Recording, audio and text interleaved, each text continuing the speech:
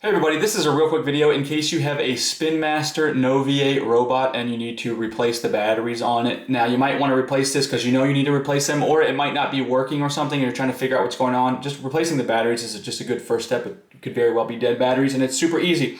First thing we need to do is just get the batteries. We need 4 LR44 batteries. If you don't have them, I'll put a link in the description to where you can get them, for cheap and easy and with free shipping. But anyways, all we need to do is come to the back of our robot with a flathead screwdriver, and we're just going to remove this little screw on the battery door here.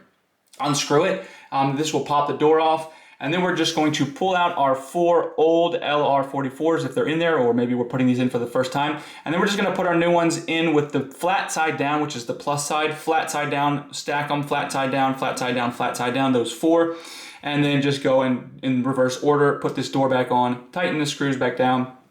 And that's really all there is to it. Again, I'll put a link in the description to the batteries if you need them. So anyways, hope this helped. Thanks a lot for watching. Have a great day.